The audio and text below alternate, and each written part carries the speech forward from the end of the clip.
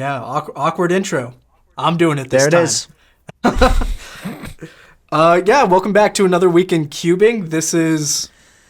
Honestly, I don't know what number we're on. We've done too many of these. I've been a part of most of them. There's been a lot. But I still don't know. But we're back again with Mike. Hello, Mike. Welcome. Thanks for joining us again. Too easy. You know what? We never check in, Jaden. We never check in. Before we start diving into the cube stuff, we never check in. How are you going? What's been going on in the world of Jaden outside of cubes? What happens outside of cubes? Not much, to be honest. I go back to my apartment and I solve cubes.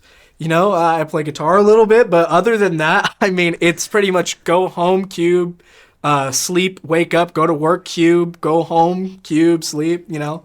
So sounds pretty good. Yeah, it's a pretty simple life. To be honest. How about you? What do you do? Mate, I've just emerged out of the school holidays, so I've got two kids aged, one is 6 and one is 10. Most people will know that already, but I've just been kind of dealing with that, and it's been, since I've come out of the school holidays, I've been a little bit sick, and I've busted my knee, and I've just been a bit of an old man, really, but I'm back, I'm here, I'm alive, and I'm just sort of emerging out of my school holiday stasis, basically, but quite a lot's been going on in cubing, so it's been quite exciting keeping up with it all. And I streamed yesterday, which was cool, and yeah, lots to talk about here. Yeah, there is quite a bit. I know, you know, there's new cubes. We got one kind of major record, and then we have some stuff about the WCA that we want to talk about. Not necessarily sliding, but it was definitely something that was probably made more aware of because of sliding. But just something we're going to talk about. And then a couple of releases, like FTOs and stuff that we're going to talk about. So quite a bit, and hopefully this won't be too long. We're going to try and go through it at a good pace. Yeah, shall we? Would you want to talk about young Teodor first of all, and the 2x2 average? Yeah, let's do that. So I believe he's still the world record holder for single, correct? And I'm gonna check that. Teodor Zajdir. I'm probably butchering the last name terribly, but he got a .97 2x2 average, and that is a continental record for him. And I mean, I think I'm going to keep saying it. Every time someone gets a sub 1 average, it's just crazy. It's like, it's still mind blowing to me because I remember, you know, back in the day when I first started getting into cubing, anyone who got a sub 1, that was like just a single, like that was a major moment. And like people would talk about that for like weeks, but now it's like we're doing sub 1 averages, and like, you know, I mean, like even what we're doing right now is like we're briefly covering it. It's like, yeah, he got a sub 1 average. All right, next thing. Another sub 1 just dropped, no big deal. Yeah, it's kind of crazy. I mean, how many? I actually don't know how many sub 1s averages there have been, but I'm just looking up. You're right. Yeah, Teodor's got the .43. Yeah. From 2003, but will he still have the .43? You know, because we're looking a little bit different now, okay? Because the .78 that's chilling there, Wang Yiheng might not be sitting there forever as the world record, as the WRC continue their investigation and broaden their investigation into sliding. So so who knows? Yeah, I mean, I think. My guess is we'll see the world record single be broken one time before the World Championships. I think it'll break, and it's going to be .42. Like, it's going to be .01. Okay. Like that's my prediction. Who's gonna have that? I want to say Zhang Kanani because, you know, USA, but like... the people's champion. Right. I mean, it could. There's a couple of people it really could be. So, I mean, I think I'm just going to go Zhang Kanani. Just, you know, USA pride. Yeah, that makes sense.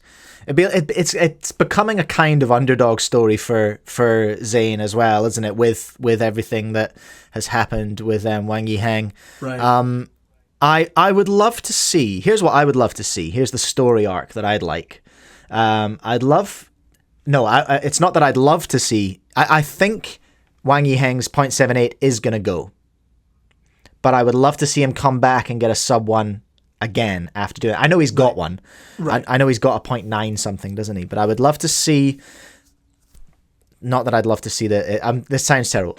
I think the 7.8 will get removed, and then I would love to see him just come ripping back, and he's just like, all right, hold my juice box. Essentially say, like, I don't need the help, essentially. Like, I don't need it, mate. Again, I still don't think that anyone is 100% sure whether he did it on purpose or not.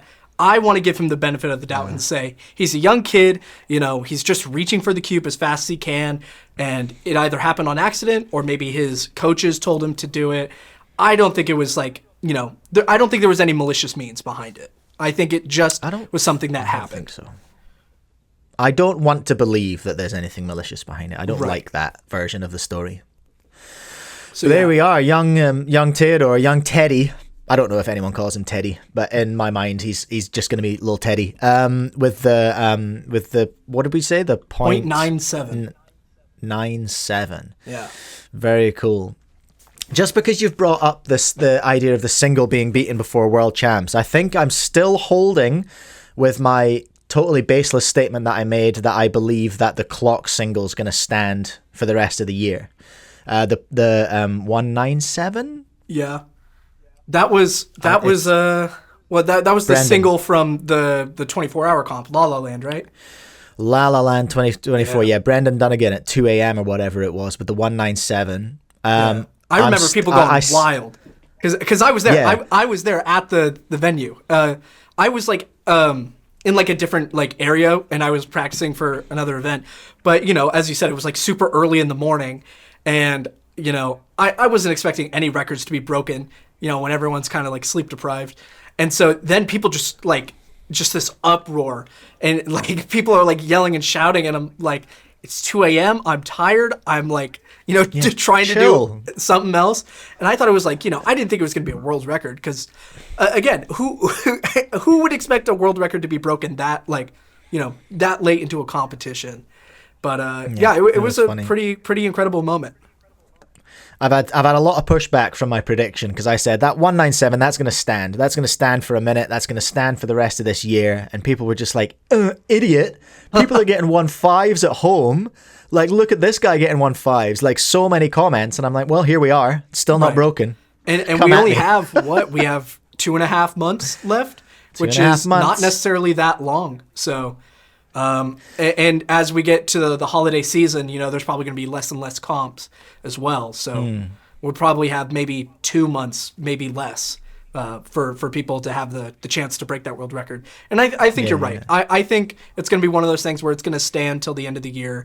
And then once the kind of holiday season is over and comps start picking back up, I think pretty early it'll probably get broken. Yeah, don't get me wrong. I'd love to see it broken. I'd love to be proven. Yeah, absolutely. But my prediction still stands. Right, we've got a ton of hardware to get through. Shall we do that now, and then we'll talk about some WCA stuff at the end? Yeah, absolutely. What do you want to talk about first? There's like you said, quite a few options. Yeah, well, I mean, let's just go. We've got a list here in our notes. Why don't we just start at the top and rip through it? The QiYi Man Design XT3 V1.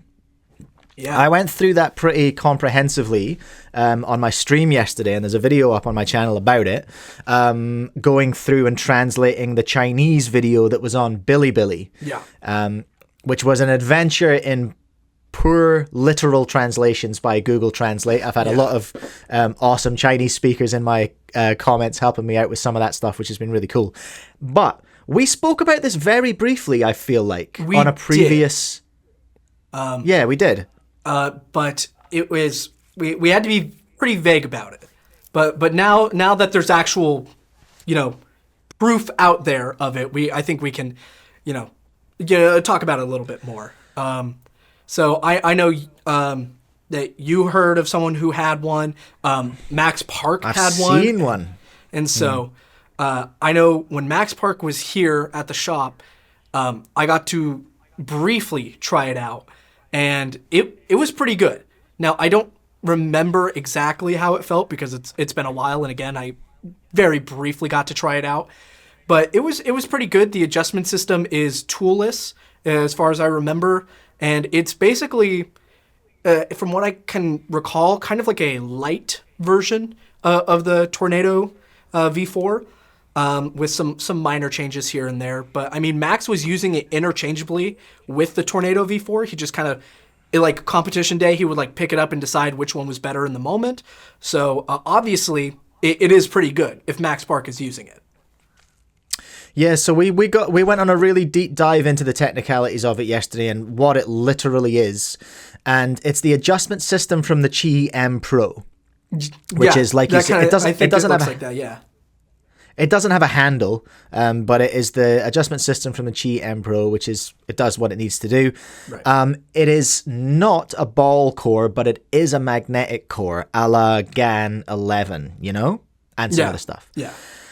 There are two versions. There's a flagship, which has edge-to-corner magnets and corner-to-core magnets, and a frosted coating. And there's a Pioneer version, which has all of that, plus repelling edge magnets. Okay. And UV. Yeah, I honestly could not tell you which version Max had. I know Max prefers to have frosted cubes, but that they, QiYi could have been nice enough to send him out a Pioneer version that was frosted because that's what Max likes. I have no idea which one he had. All I know is that the one he did have, he liked it, and he liked it a lot.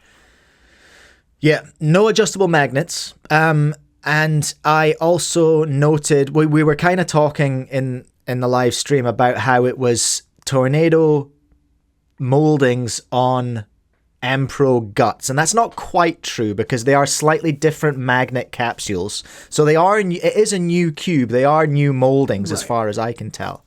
On a slightly older core. But listen, little Timmy, if you're thinking of typing in the comments right now, how much is it? How much is it? We don't know. No idea. We don't have this information Not yet. Well, I'm sure we'll have it. Chill. But I think it's probably fair to assume it'll be less than a Tornado. Yeah. Otherwise, why does it exist? Because from what I've been told by, people who've had a chance to try out the cube like more extensively than I have, they all kind of agree that based on like the quality that they've felt and the performance of it, they would say it's probably leaning more towards a budget-friendly cube and less of a like kind of premium flagship cube. Now, whether or not that ends up being what the pricing is like is still up in the air. But I mean, cube feels good, so I'd be willing, from what I've tried, I'd be willing to pay close to like normal flagship pricing for it. Okay. We'll see what happens, eh? We'll see what turns up. Yeah. But anyway, that's exciting to have another X-Man design. I'd quite like to see another 2x2 from X-Man that doesn't suck. Yeah, That would be nice. I'd like them to just refurbish their whole line. They did a 5x5. That was the first 5x5 they did, and it was absolutely amazing. Max uses it too. They have their 3x3, obviously, the Tornado V4, that just came out. But I'd like to see their 2, 4, 6, and 7 totally just redone or a new version. I just like... True. Because the cubes were good at the time, except for maybe the 2x2 and 4x4. But like the 6 and 7 especially were like really good for their time. So I'd like to get an update on that.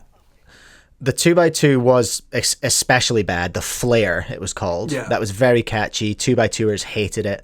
The 4x4, I was an outlier because I loved that. The Ambition, it was called. Yes. I thought it was great, but then everyone who was even half decent at cubing was just like, what are you talking about? It's terrible. I was like, oh, okay. That's kind of how Cameron was with the Gan 4x4. Now, he didn't say the cube was like great, but he liked the feel of it. And so he was, pretty much the only person to be like, I kind of like the Gan 4x4, and everyone else is like, no, that was one of the worst 4x4s. Yeah. Well, I think especially that was amplified because the Gan name carries so much weight. That's true. You expect a Gan product to be awesome, and then when it's not awesome, you're doubly harsh on it. But anyway, we're getting distracted.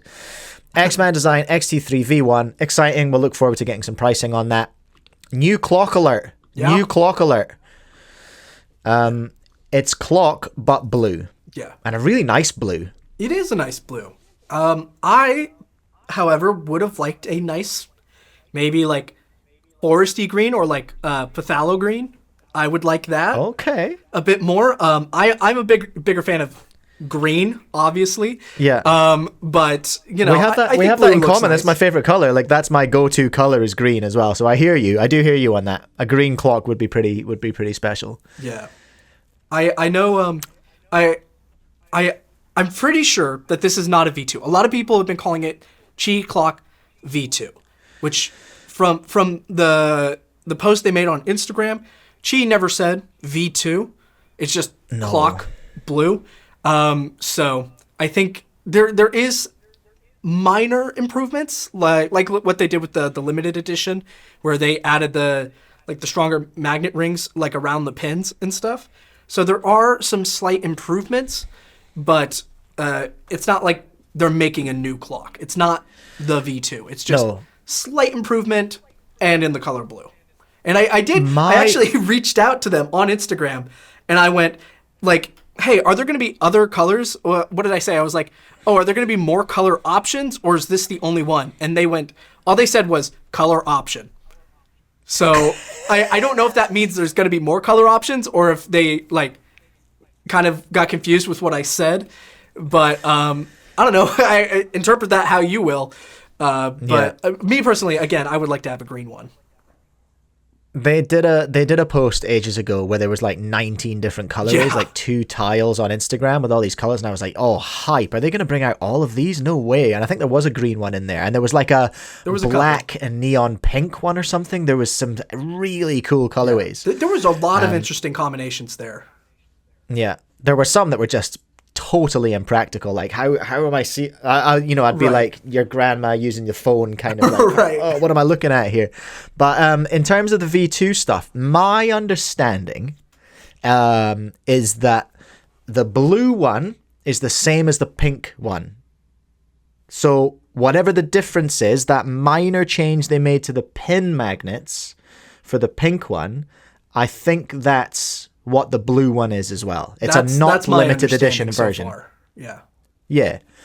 So I guess arguably you could call it a V2, but the change is so minimal. I think I'd call it like the V1.5. Like it's not quite like a new cube or like that big of an improvement. So the QiYi 1.5, we'll call it that.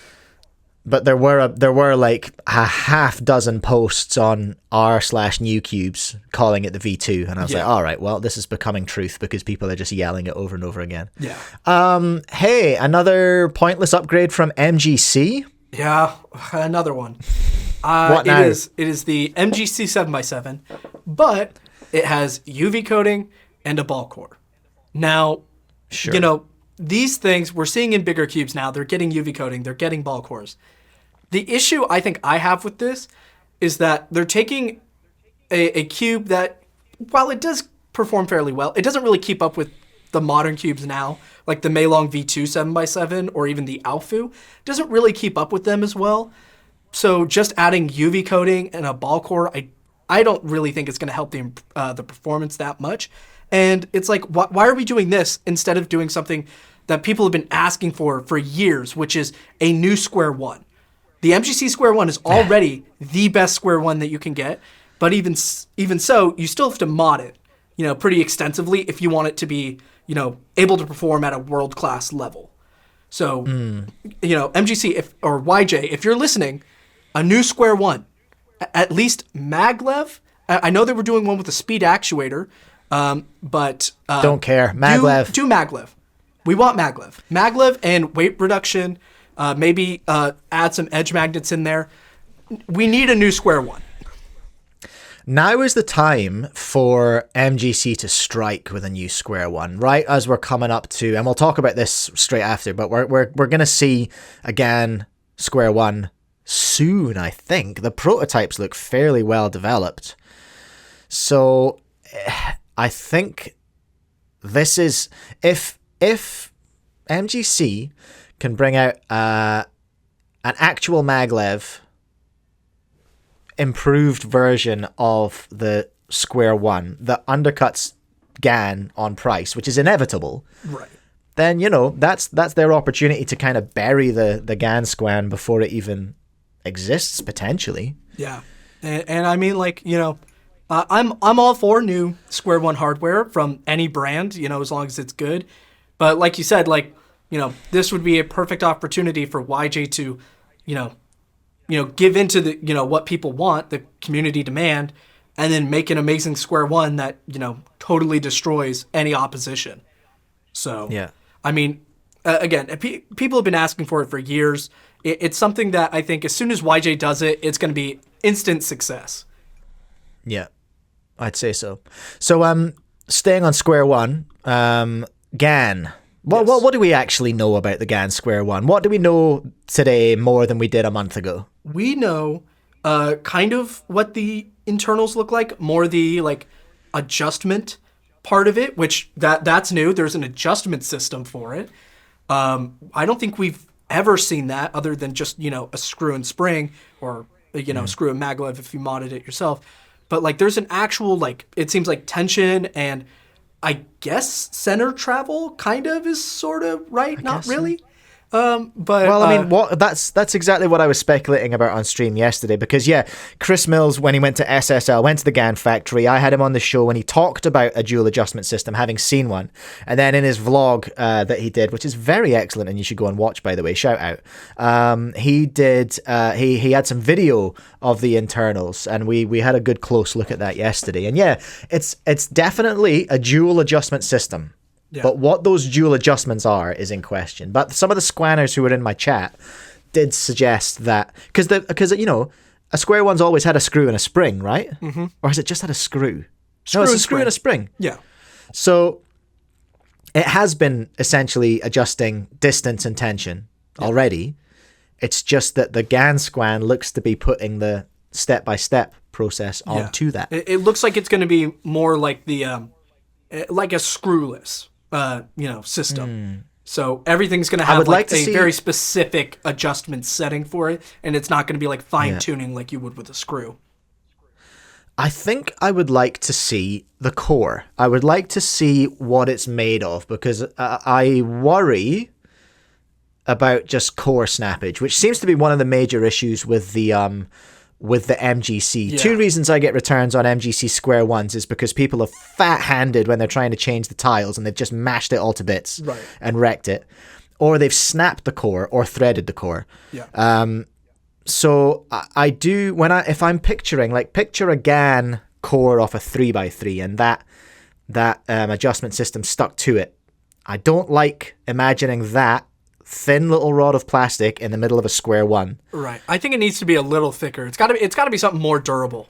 It's got to be especially thicker since on metal. Square-1 is essentially the biggest point of concern if you're using a really thin, I guess rod would be, it's going to snap real easily, especially if you're doing really fast slice turns. You have both of your hands pretty much turning opposite directions, and that's inevitably it's going to cause it to snap. But one lockup and you're done. But yeah, I know Gan is known for being a bit more on the kind of more square, blockier feel of things. So I wouldn't be surprised if there's going to be a lot of catching, which could lead inevitably to it snapping more frequently. Yeah, well, I mean, watching Chris's vlog, we saw little Bowfang shredding fairly competently on it, and it seemed to be moving really nicely, and he's not a fan of the puzzle. He's not a fan of Square-1, but still fairly proficient, and he was doing okay. But I mean, you can't. Some of these things you can't tell until they've existed for a few months. These are problems that emerge further down the line. So I don't know. At the moment, we still don't know what's inside it. Yeah, we've seen very little. At least now we've seen a physical cube, so we know that they're guaranteed have a prototype made. At least one. At bare minimum, they have at least one. It was the GTA 6 of cubing for a while. It was just pretty much. Is it gonna happen? Is it there? Is it real?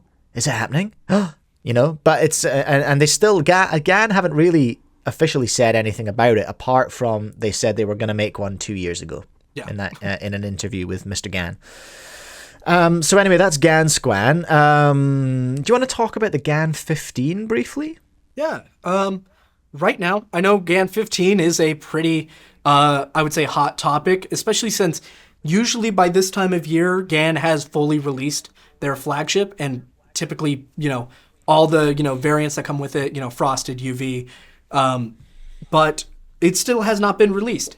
As far as I know, there have been delays from earlier in the production cycle. It could be delayed now. I'm not 100% if that is the case. If it is, I hope it's more of a situation where it's like not manufacturing issues where like maybe the mold broke or something. I'm hoping what they're doing is they're taking the puzzle and being like, okay, we're making sure everything is absolutely right so there's no issues upon release. Like with the 14, popping issue. Hopefully, I mean, they seem to address that, but I think maybe they're making it a stronger plastic, something more durable, maybe. But, I'm kind of leaning more towards they're making sure everything is perfect before they release it. True, I hear that. So I'm seeing mixed information on Reddit, Right? because I've seen there is a post on there. There's multiple posts on there of people going, "Yay, my Gan 15's moving now! Yay, it's moving! They're shipping," and that's, I think, must be from Gan themselves. But there's also a post from Gan themselves, which is saying the title of it 4 days ago is Gan 15 delayed to October 31st, which I have not had information about from my supplier. So if you've pre-ordered from me, we're good. We're good. Those are coming. But it's the little image that I'm looking at has, due to the large number of orders exceeding our production capacity and being unable to meet all orders, this flagship product will remain on pre-order until the 31st of October. We will ship out the orders that have been placed in sequence. Please kindly wait. So I think maybe they're hedging their bets there. It sounds like maybe the Gan factory is, because there's demand from people like you and I in retailers, we've monopolized a bit of the supply, and the Gan retail side, they seem to be running out because there's people ordering from there, Right. In advance. So it seems like the demand is so high, or they didn't expect it to be so high, so they're just running behind on production. So they're just trying to get it out as quickly as possible, and trying to keep up with everything. But I think to say that the Gan 15 globally is delayed to October 31st is untrue, but certainly it's true on the Gan website specifically. Right. So that sounds like that's about what I can work out from that. So don't panic, everyone, all right? Don't start hoarding Gan cubes. It's all good. It is coming. I think. It'll be here at some point. It will be here. QiYi. Yeah, we got a couple. Actually, yeah. Let's go into QiYi. So first of all, I know we've all been waiting for it. Never mind your Gan Sq-1, never mind your Gan 15. Forget about your blue clock. What we need is a magnetic 9x9, isn't it? That's what we all been looking for. Diansheng made one, but that wasn't enough. We need another one. No, we needed competition. Yeah. So yeah, QiYi, it looks, I tell you what, I'm looking at a picture of it right now, and the form factor of it looks very small. It is. It's smaller than the Diansheng 9x9. Okay. Yes. Have you seen one? Have you got one? We do have a sample of one. Yes. Okay. I have tried it out. I've done one solve on it. It is very similar to the Diansheng. Now that's not to say that they've totally just knocked off the design. I think it's just that both the Diansheng and the QiYi 9x9s, the magnetic ones, they're compact cubes, they're magnetic, they're meant to turn fairly well. I think it's just kind of inevitable that they're going to have a somewhat similar feel. But I will say I haven't had a chance to lube it or even set it up. I'm not super big into doing 9x9 solves, as I think most people are. So I think out of the box it performs fairly well. I didn't have any issues with popping, but then again, I'm not turning super, super fast. Yeah, true. I'm the same with big cubes. I really like my 11x11. It's a really good big cube for me. What I'll do is I'll take it on, if I'm ever on a plane ride that's of any decent length, I'll take that with me and I'll noodle away on my 11x11 while I'm listening to an audiobook or something. That's my jam. That's where I like to be. Yeah. But I can see myself enjoying a half decent little 9x9 though. Yeah. I can see myself having fun with that. Depends. Have you got a price on it? Not currently. Okay, well, that remains to be seen. Also from QiYi, we have a new, I think have used it, a new FTO, right?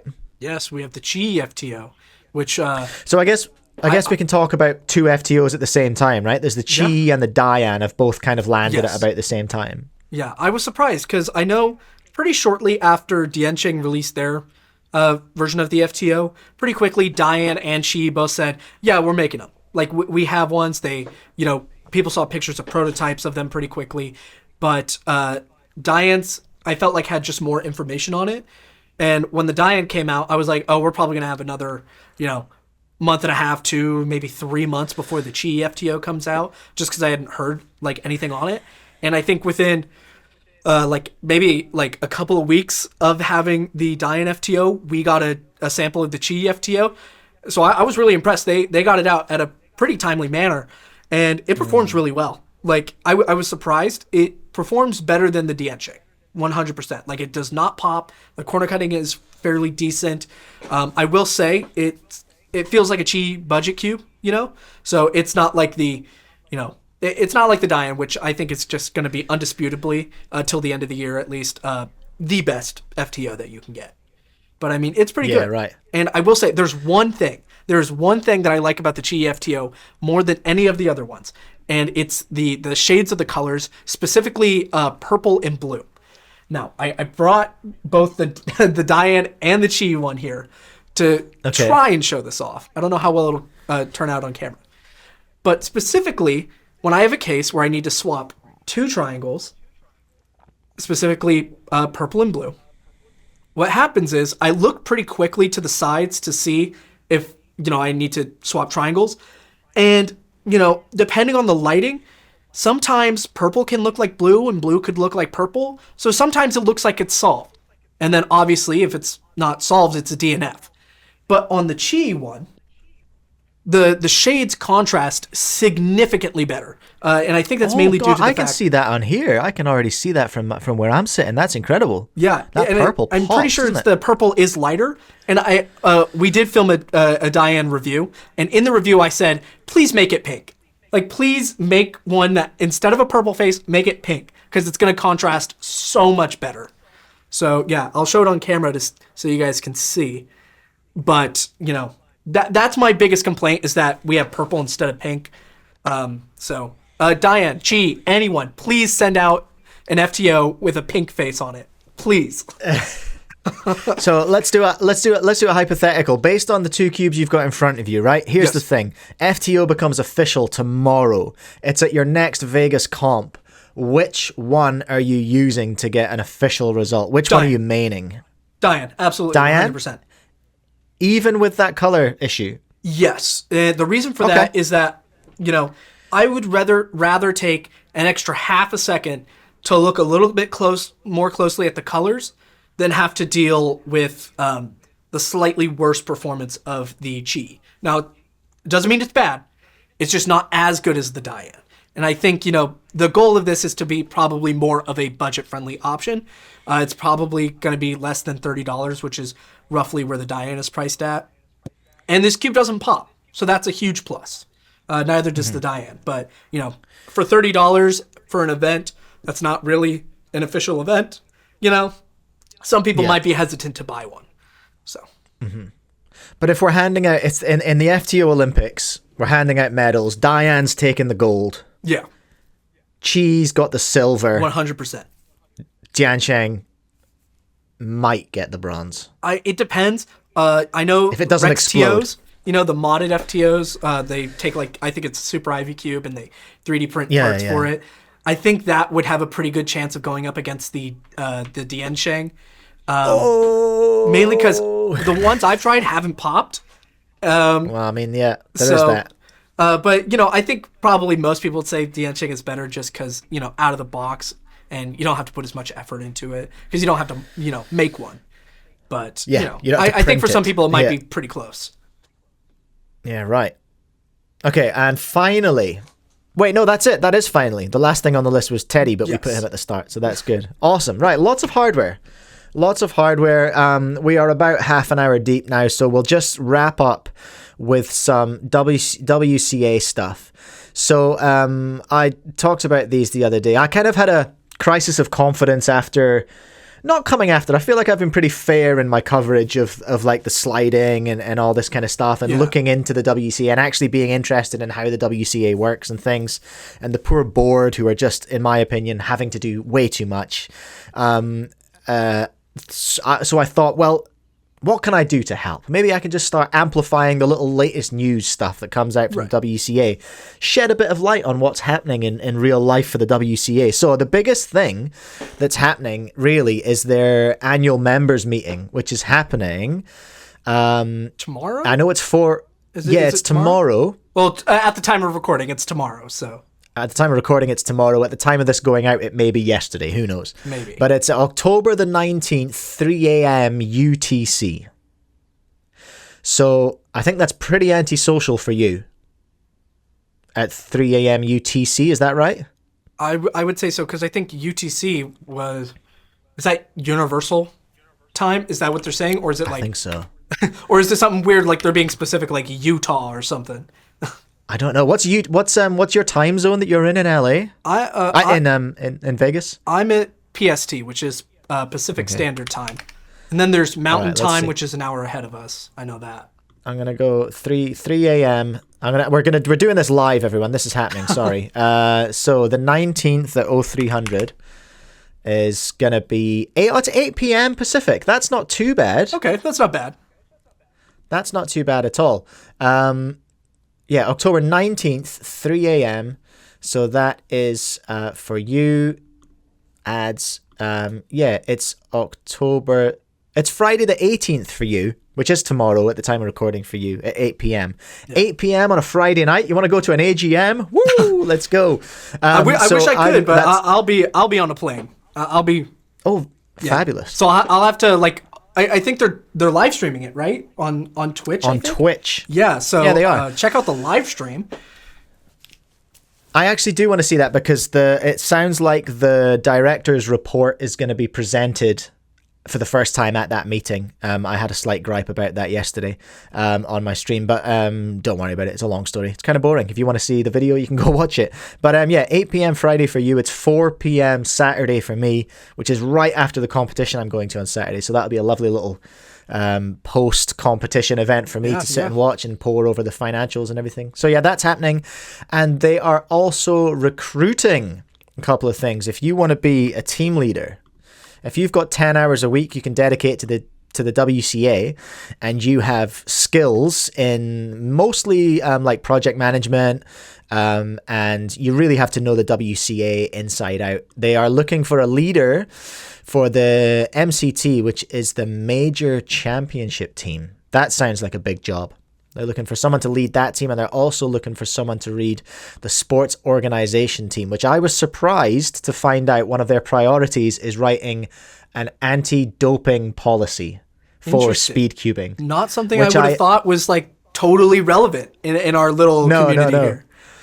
I don't know how many, roided out speed cubers there are. It could be something that's like necessary for like becoming a sport. It could be one of those things where it's like you need to have this kind of regulation in place.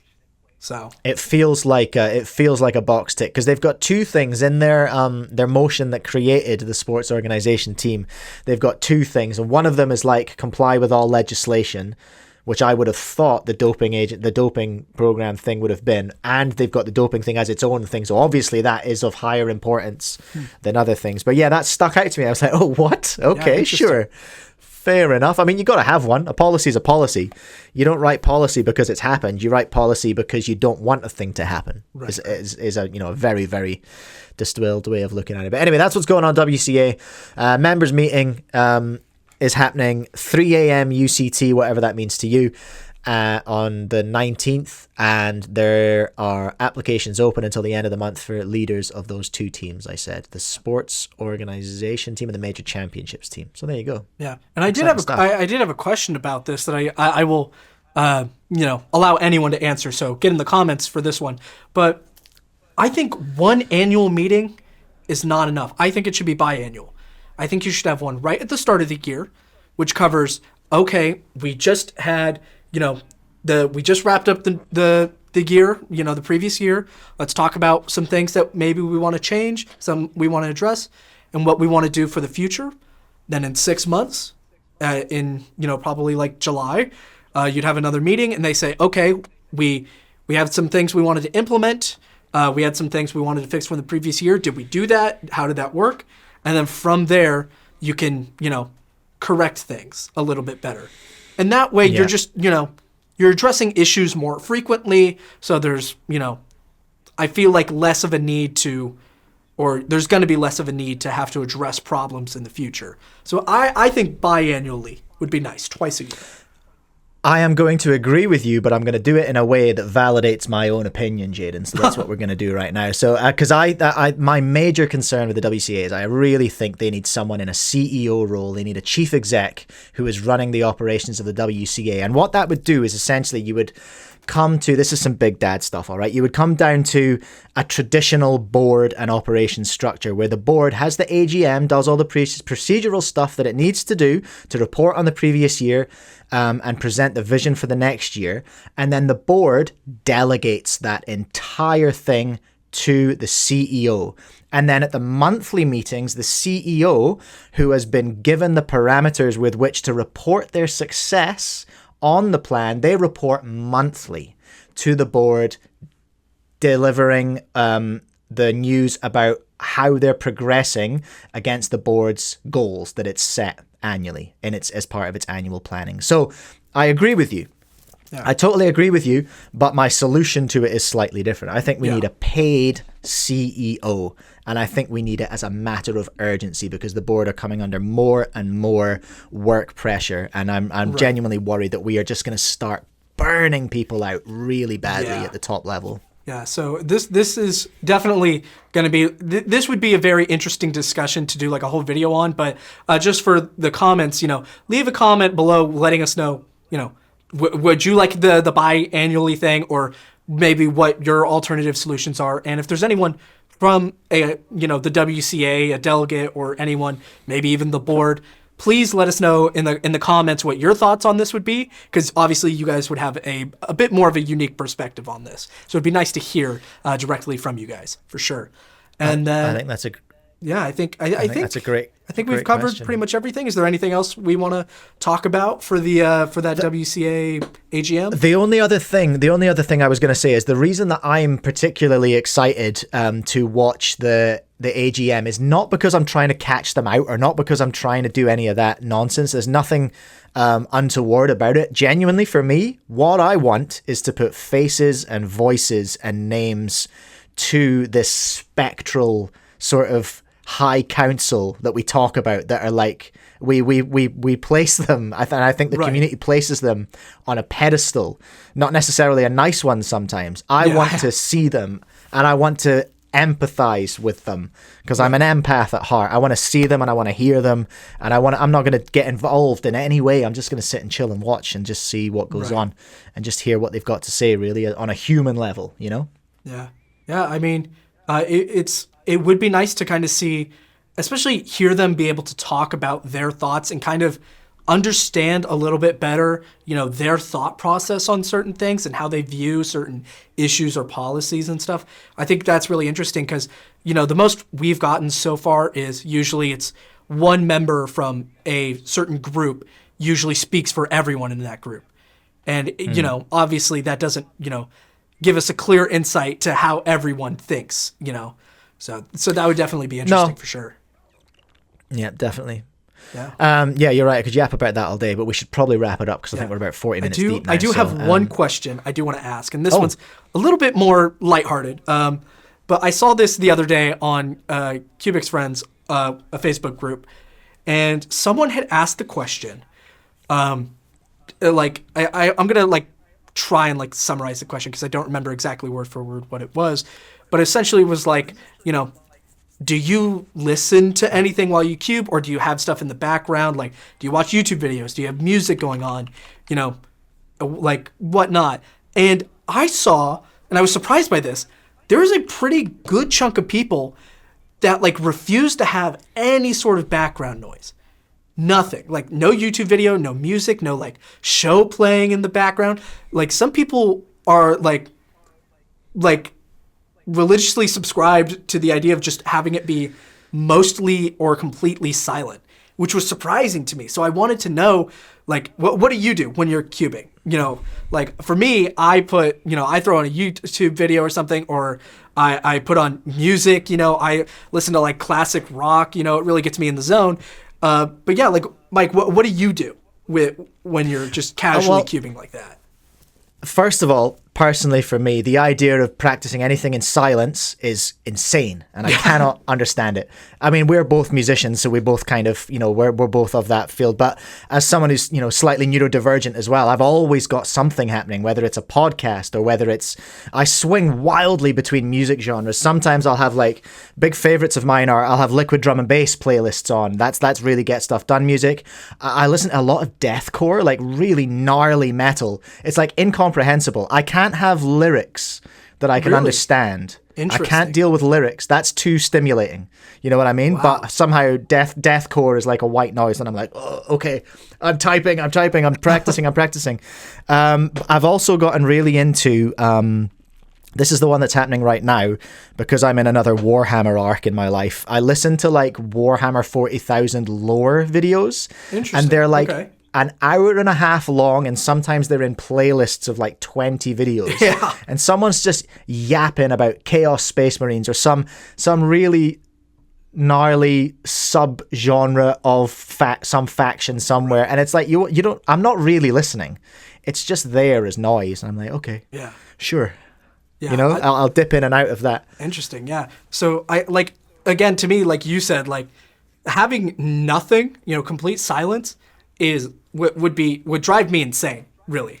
Yeah. Like even when I'm doing work here, I always have some sort of music playing or like a podcast, just something happening. You know, it kind of helps me focus.